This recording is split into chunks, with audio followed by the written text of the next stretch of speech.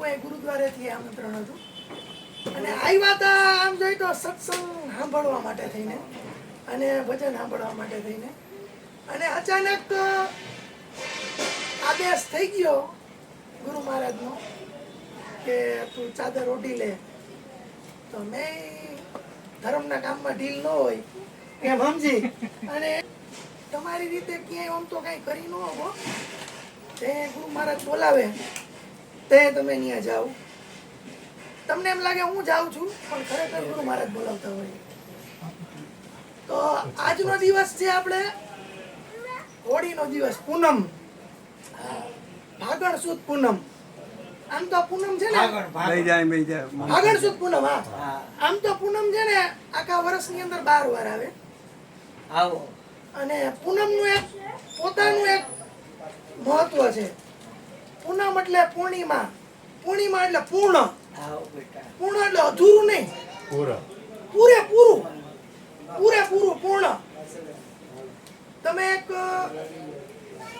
એક રાઉન્ડ ખેંચો એની અંદર એક ટપકા જેટલી જગ્યા રહી જાય છો તો એ રાઉન્ડ ની અંદર પૂરેલો કલર પૂરેપૂરો નથી એમ કહેવાય. એવી રીતના આ ચંદ્ર પૂરેપૂરો ખીલે, પૂરેપૂરો આખે આખો એમાં ટપકા જેટલી જગ્યા ન હોય તો એને પૂર્ણ થયો કહેવાય. એટલે આજે આમ જોઈને તો પૂનમ છે અને પૂનમનું મહત્વ શું હોય? પૂનમના દિવસે જ રાત્રે ભજન, સત્સંગ અને આધ્યાત્મિક ની અંદર પૂનમને આટલી બધી આમ હારો દિવસ તરીકે શુક્રવાર ગણવામાં આવે છે અને શુક્રવાર બધા રાત્રે ઉજાગરા કરીને ભજન, સત્સંગ, આજનો દી આખો સવારથી ઉઠીને માણસો સારું કઈ કાર્ય, દાન ધર્માદો કે કોઈ પણ એમ કે એમ અંદરથી ઈચ્છા થાય કે ના આજે પૂનમ રેવી છે. ઘણા એમ કે મારે આજે પૂનમ ભરવા જવું છે, ઘણા એમ કે મારે આજે જી માનતા હોય એમાં એવું નથી. કોઈ ઈષ્ટદેવ ત્યાં જતા હોય, કોઈ એના ગુરુ મહારાજ ત્યાં જતા હોય. તો આ પૂનમ ખરેખર પૂનમના દિવસે જ કેમ? આમ તો બધા દિવસ ઉગે છે, પૂનમના દિવસે શું કરવા? તો પૂનમ એટલે આમ જોઈ ને તો પૂર્ણ ચાંદ. પૂર્ણ ચાંદ એટલે કેવું છે કે આજે આમ જોઈ ને તો પ્રકૃતિ હિલોળે ચડી હોય. સમુદ્ર હોય ને એની અંદર આજની તારીખની અંદર પાણી એકદમ આમ ઉપડી જાય. તમે જુઓ ને તો કે પ્રકૃતિને ખેંચાણ અનુભવાય.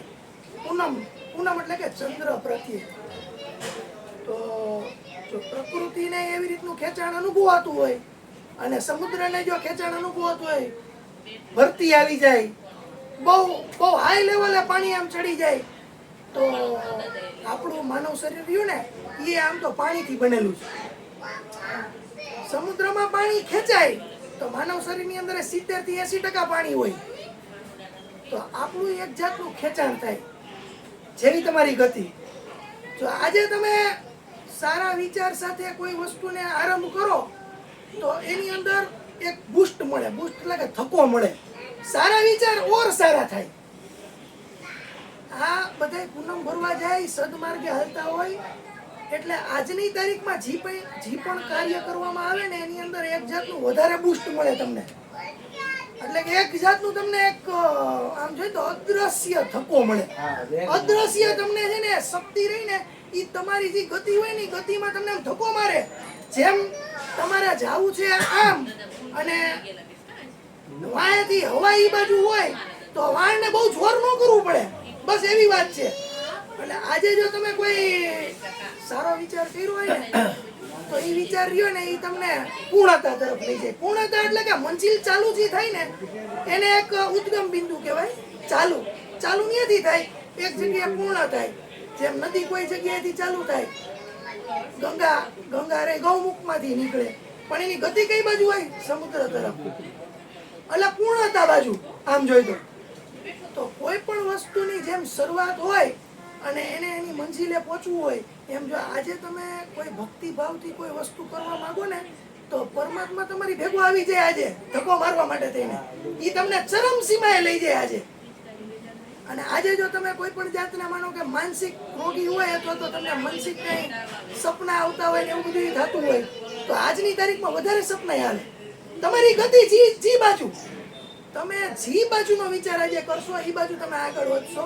એનું જીવતું જાગતું પડી મને આમ આધ્યાત્મમાં તો ઘણો બધો રસ, અને અહીંયા આ જગ્યા તો પવિત્ર છે જ, એમાં તો કોઈ શંકાને સ્થાન નથી. આવવાનું મન થાય એવું અહીંયા આવું એટલે કોણ જાણે આમ વાતાવરણ રહ્યું એક જાતનું આપણને મજા આવે એવું. એમ માણસો અત્યારે તમને ખબર તો કરોડો રૂપિયા વાપરી લાખો રૂપિયા વાપરીને ફરવા જાય. શું કરવા ફરવા જાય? તો કે હવા ફેર કરવા જાય. મળે હું ફરવા જાય એમાં મળે હું આંખુની ટાઢક ને હવા ફેર મળે. તો આપણે અહીંયા આવીને તો આપણને એક એવી ટાઢક મળે, પૈસા વાપરા વિના. પૈસા કોઈ જાતના વાપરવાની જરૂર નથી. અહીંયા આવો એટલે બસ તમે કેમ એસી ચાલુ હોય આ રૂમની અંદર, તમે બહારથી અહીંયા આવો તો તમને એસી જો ઠંડક કરાવી શકે તો અહીં તો 45 વર્ષથી એસી ચાલુ છે આ સત્સંગનું. અહીંના વાઇબ્રેશન કણે કણની અંદર છે. અહીંયા કણની અંદર એના વાઇબ્રેશન છે. તમે આવો ને એટલે આ ઠંડક જો અનુભવે ને તો આ પરમાત્મા તરફની ગતિ તમારી કરવીને જ રહીએ. પણ તમને અંદરથી ખાલી એક વિચાર હોવો જોઈએ મંજિલ તરફ જવાનો. ગંગાને જેમ વિચાર છે ને, ગંગાને જેમ વિચાર છે ને કે મારે સમુદ્રને મળવું છે.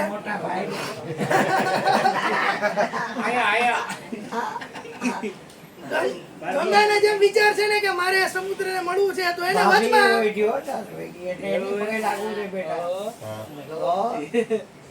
ગંગાને જેમ આગળ વધવું છે એવો વિચાર છે ને, તો એને વચમાં આવતા કોઈ પર્વતોય રોકી નથી શકતા. એમ માણસને ઘણીવાર આગળ વધવું હોય, આ શરીર સાધન છે. તો તમારે જે ઉદ્ગમ સ્થાનથી કોઈ ગંગા નીકળી હોય ગુરુ મહારાજની, એમાં તમારી ઓળખી રહી એને મૂકી દો તો એ તમને એની ભેગા લઈ જાય. પણ એના માટે તમારે અંધ હોવું જરૂરી છે, તમારી પાટી કોરી હોવી જરૂરી છે. જો તમે તીની આંખે આમ જોઈ શકો એવા હોય ને તો તમને એમ થાય કે થોડીક વાર ગુરુ મહારાજ રીએ એ લઈ જાય છે કાદવમાં, થોડીક વાર પાણીમાં લઈ જાય, થોડીક વાર પર્વત ચડે, થોડીક વાર ઉતારે, ક્યાં લઈ જાય કઈ ખબર નથી પડતી ને. આમ જોવાનું પછી એમ થાય કે આ જાવ કે ન જાવ. પણ જે માણસ ખરેખર અંધ એટલે શું ખબર છે? શ્રદ્ધા. તમને કોઈની માથે વિશ્વાસ, બસ એટલું હોય ને તો તમને એ જગ્યાએ પહોંચાડી દે. અત્યારે આપણે અહીંથી ક્યાંક અમદાવાદ જવું હોય અથવા અહીંથી તમે માનો કે પ્લેનની અંદર દિલ્હી જવું હોય તો પ્લેનના પાયલોટને તમે ઓળખો છો? તમે પ્લેનના પાયલોટને નથી ઓળખતા, છતાંય તમે પ્લેનની અંદર બેસી જાવ છો, એ પાયલોટ તમને દિલ્હી પહોંચાડી દે છે. એ પાયલોટ દારૂ પીતો હોય, માંસ મટન ખાતો હોય, વ્યભિચારી હોઈ શકે, એની અંદર કોઈ જાતનો ધાર્મિક અંશ ન હોય એવો માણસ જો તમે વિશ્વાસ રાખીને બેસી જાવ તો અહીંથી દિલ્હી પહોંચાડી દે. તો આ તો 5 સીલના પાળનાર છે. આ 5 સીલ પાળવા વાળા છે આ બધા. આની જ્ઞાન ગંગાની અંદર જો તમે ડૂબકી મારી દો અથવા હોડકીમાં બેસી જાવ ને તો આ તમને લઈ જાય વાત. કારણ કે આનો ધંધો જ માં પહોંચવાનો જ, અને બીજે ક્યાંય પહોંચવું જ નથી. આમ જોઈએ તો આને તો પહોંચવું છે સમુદ્રની અંદર. આમ જોઈએ તો બધા ધર્મ રહ્યા ને એની ગતિ સમુદ્ર તરફ જ છે. સમુદ્ર એટલે પરમાત્મા. બધા ધર્મની ગતિ એ બાજુ જ છે, બધાની મંજિલ ઈ જ છે. તો આપણે આ ગુરુ મહારાજમાં જો લક્ષ્ય રાખી અને વિશ્વાસ રાખી તો આ 100% આપણને અહીંયા પહોંચાડી દે. તો આજે પૂનમે બધા મોટા મહાપુરુષો, મોટા સાધુ સંતો, મોટા આશ્રમ, બધે ભજન હોય. એનું કારણ શું કે એક માણસ એક લેવલ લગીન છે તો ચંદ્રમાની શક્તિ ગુરુત્વાકર્ષણથી જેમ પાણીને ઊંચું લે ને એમ તમારી શક્તિ રહી તમારા મસ્તિષ્કની બહાર કાઢી નાખે. તમને તમારે જે જાણવું છે ને એમાં પ્રેરણારૂપ બને તમને. એટલા માટે થઈને પૂનમે જાજા ભાગે ભજન ને સત્સંગ ને એવા બધા સકારાત્મક કાર્ય હોય, એનું વિરુદ્ધ અમાસની અંદર પાછા નકારાત્મક કાર્ય હોય. કારણ કે તમે આમ સમજો ને તો અમાસ રહી ને ત્યાંથી જેવું આમ આપણે શુદ્ધ બાજુ જાય એટલે ચંદ્ર થોડોક મોટો થતો પૂર્ણતાએ પહોંચે. અને પૂર્ણતાએ પહોંચે પછી શુક્લ પક્ષમાંથી જેવો કૃષ્ણ પક્ષમાં જાય વધ બાજુ એટલે એ નાનો થતો પાછો અમાસ બાજુ પહોંચે. તો એ જે પૂર્ણ થયો હોય ને તે તમે જે ધારો એ થઈ શકે. એટલે 12 પૂનમ હોય વર્ષની અંદર, એની અંદર ગુરુ પૂનમ મોટી, બીજી પૂનમ હોય. આજની પૂનમ રહી ને એ આમ જોઈ ને તો અજવાળાનું પ્રતીક છે. અને એને ખરેખર મારા જીવનની અંદર તો આજની તારીખમાં અજવાળું કરી જ નાખ્યું. એના આ બધા સાક્ષી છે અત્યારે. ગુરુ તો ऐसा कीजिए जैसा पूनम का चांद. હા, કેસ દે પણ તપે નહીં, ઓરો પૂજાવે આનંદ. હા એટલે આમ જોઈને તો તમારા આનંદ અસીમ થઈ ગયો. આમ જોઈને તો ગુરુને પૂર્ણ કીધા છે. પૂનમથી આપણે એક પ્રેરણા લઈ તો ગુરુને પૂર્ણ કીધા છે. અને જે પૂર્ણ હોય એમાં પછી અધૂરું કાંઈ ન હોય. જે અંજવાળું હોય ને એ અંધારાને જગ્યા ન હોય. એ વાત એક સમજવા જેવી છે કે અત્યારે તમે ક્યાંક ઘોર અંધારું હોય ત્યાં તમે દીવો કરો તો 1 મિનિટની અંદર પ્રકાશ થઈ જાય. પછી પ્રકાશ થઈ ગયો હોય એને તમે પાછો દીવો બુજાવી નાખો તો ત્યાં પાછું અંધારું થઈ જાય.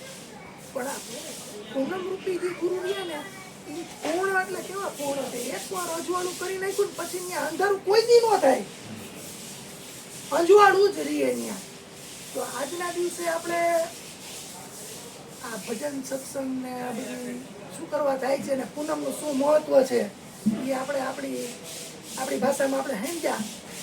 તો પૂનમના દિવસે તો ખાસ સત્સંગની અંદર બધાએ હાજરી આપવી. જેની ગતિ પરમાત્મા તરફ હોય, જેને આધ્યાત્મમાં થોડો ઘણો રસ હોય, જેને કંઈક પામવું હોય, દરરોજ સવારના પોરમાં ઉઠી અને ઉઠ્યા, બ્રશ કર્યું, જાગરું ગયા, નાસ્તો કર્યો, પછી તમે તમારા કામે પાછા નીકળ્યા, બપોરે આવ્યા, જમ્યું, થોડીક વાર ઉતા બેઠા, વળી પાછા તમે પાછા કામે વયા ગયા, વળી સાંજે આવ્યા, વળી છોકરાને રમાડ્યા અને પછી તમે આ જ રીતની જીવન જીવો. પછી કાલે પાછું પછી એમ કેસેટ જાય આખી ઘસાઈ જાય ને આ રીતનું કરતા કરતા ત્યાં તમને વિચાર આવે આધ્યાત્મનો, ત્યાં તમને વિચાર આવે હું ક્યાંથી આવ્યો, ક્યાં જવાનો છું, કે મારી ઉપસ્થિતિ શું કરવા માટે છે. તો આવા બધા વિચાર જે આવે ને તે ખરેખર તમે તમારી ગતિમાં આવ્યા કહેવાય. બાકી ઓલી ગતિ રહી નહીં તો પુનરાવર્તન ગતિ છે, દરરોજ માણસ કરે જ છે. આમ જોઈએ તો કોઈ 50 વર્ષનો જે 50 વર્ષ જઈને કરતો હોય, બીજું કઈ નવીન ન કરતો હોય. તો આ રીતે આપણે જો સત્સંગ રૂપી દરરોજ થોડોક સત્સંગ કરીને તો આપણી જે અંદર જે પડેલું રહ્યું ને ઈ અને આપણી જે બાજુની ગતિ છે ને એની માથેની ધૂળું થોડીક ખંખેરે રાખવાની, એટલે અંદરની વસ્તુ ઉજાગર થયા રાખશે. દરરોજ સત્સંગ તમે કરો એટલે સ્થિતિ તમારી અંદર આવી જાય, સ્થિતિથી ધ્યાન આવશે, ધ્યાનથી તમને ગુરુ મહારાજ રહ્યા ભલે તમારી પાસે ચક્ષુ ન હોય પણ પરમાત્મા લગીને પહોંચાડી દેશે, એમાં બે મત નથી. બોલો સતગુરુ મહારાજની જય. બોલાવો તો એ જો તો એ છોકરા બરાબર.